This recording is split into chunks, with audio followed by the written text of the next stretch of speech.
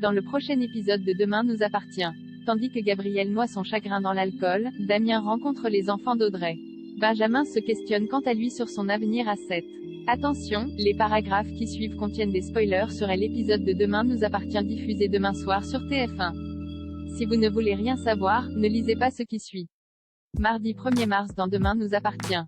Gabriel noie son chagrin dans l'alcool après avoir reçu le message d'un corbeau. Cédric donne rendez-vous à Nord et lui apprend que quelqu'un est au courant de leur liaison.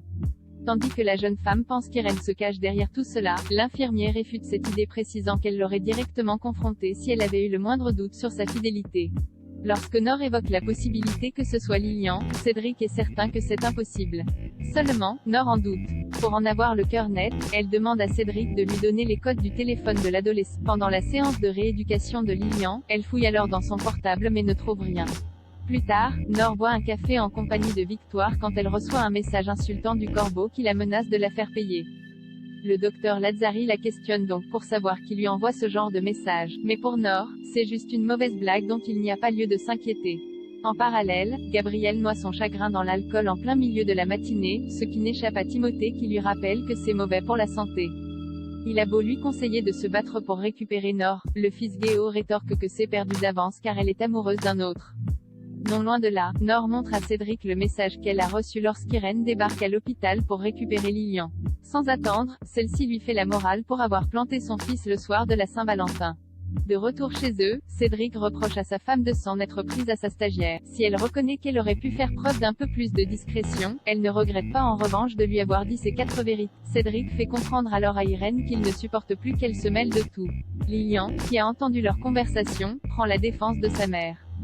À quelques encablures, Soraya a donné rendez-vous à prévenue par Victoire du message qu'elle a reçu. L'avocate aimerait savoir si sa petite sœur a des problèmes. Nord tente bien de lui faire croire que ce n'est pas sérieux mais Soraya ne la croit pas. Comme elle insiste, Nord s'emporte et décide de rentrer chez elle. À la coloc, elle retrouve Gabriel en état d'ébriété tandis qu'il la pousse à boire un verre avec lui pour oublier l'homme qu'elle aime. Nord l'interroge pour savoir s'il est l'auteur des messages anonymes. Ne comprenant pas de quoi elle parle, Gabriel la prie de se détendre et se montre insistant. Peu après, il la bloque contre un mur puis l'embrasse de force. Une fois qu'elle l'a giflé, Nord le repousse en exigeant qu'il la laisse tranquille. Damien rencontre les enfants d'Audrey chez les Roussel. Les adolescents questionnent leur mère sur sa relation avec Damien. Pour qu'ils apprennent à le connaître, Audrey se décide à l'inviter chez eux. Au Spoon, Audrey convie donc Damien à prendre l'apéro chez elle pour rencontrer sa petite tribu. Le policier accepte puis assure à Audrey qu'il a un super feeling avec les adolescents. Toutefois, la mère de famille panique à l'idée que tout ce beau monde se rencontre officiellement et se confie à Louise. Étant elle aussi passée par là avec Barr, la gérante du Spoon garantit que cela se passera bien.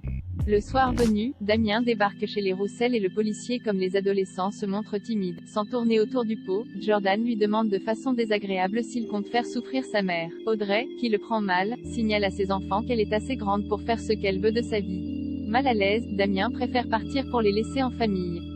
Il embrasse alors Audrey sur le front et la prie de ne pas trop s'inquiéter pour ce qui vient de se passer. Benjamin se questionne sur son avenir à 7. Camille se rend à l'hôpital pour prendre des nouvelles d'Emma. Perdue, l'adolescente raconte à son amie qu'elle ne sait pas si elle aura un jour la force de pardonner ses parents. Comme elle a décidé de partir vivre chez ses grands-parents, Emma et Camille promettent de garder le contact malgré la distance. Plus tard, Emma reçoit la visite de Victoire qui lui remet son bon de sortie. L'adolescente en profite pour la remercier d'avoir prévenu la police puis indique qu'elle a eu beaucoup de chance que Benjamin s'occupe d'elle. Et d'ajouter qu'elle n'oubliera jamais tous les risques qu'il a pris pour elle.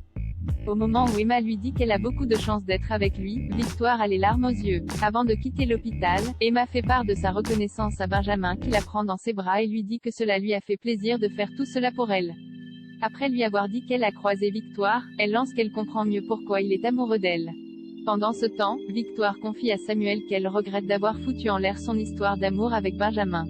Quand le docteur Chardot l'enlace pour la réconforter, Benjamin les surprend et décide de les laisser seuls. Immédiatement, Victoire le rattrape et lui présente ses excuses pour ne pas lui avoir fait confiance au sujet d'Emma.